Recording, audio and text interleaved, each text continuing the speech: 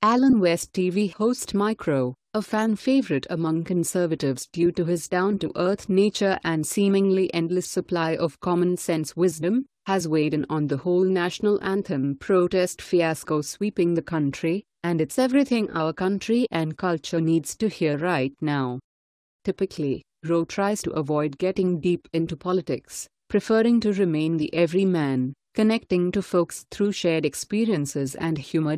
However, after a fan asked him a question on the topic, he opted to dive right in, sparing no one. According to the Daily Caller, Rowe's response started off philosophically. "In democracies, we the people get the government we deserve," he wrote.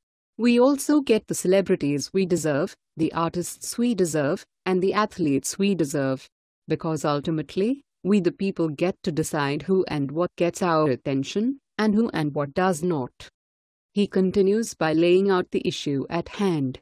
Right now, Rowe says, the NFL, the players who choose to kneel, the networks who choose to broadcast their protest, the advertisers who sponsor the games, and the President of the United States, are all eager for our attention. And they are all using football to get it. That's all well and good, right up to the point where it isn't. In my view, this controversy really isn't about patriotism, social justice, racial inequality, or free speech. It's not even about the flag or the national anthem. It's really only about one thing: what we will tolerate, and what we won't. Rowe did not spare President Donald Trump from criticism.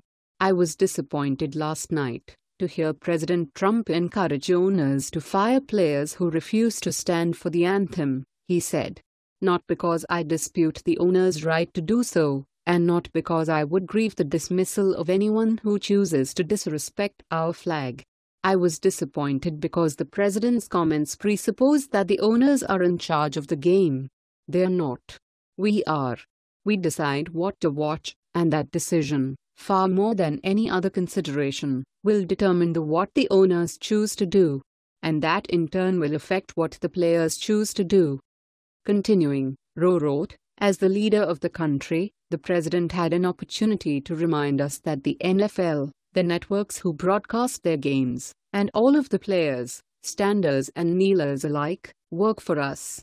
He might have also used the occasion to remind us that he too serves at our pleasure."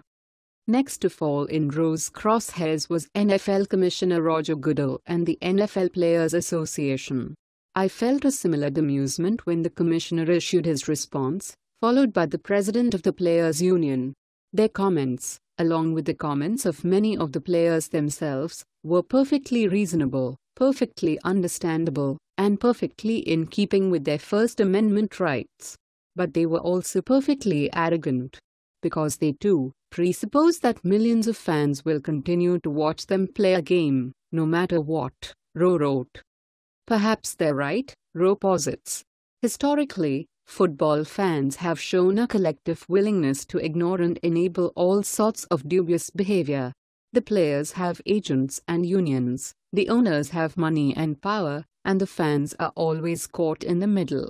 The resulting strikes and the constant uprooting of teams from broken-hearted towns proves beyond all question the overall lack of regard for fans in general. But here's the thing, Rob, Rowe concludes.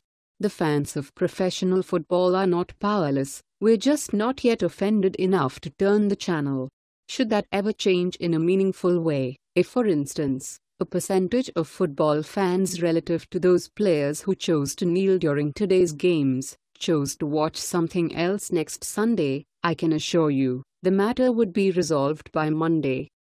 Pretty safe to say Rowe nailed this thing on the head, and all the criticism he dished out is well deserved for folks on all sides of the issue.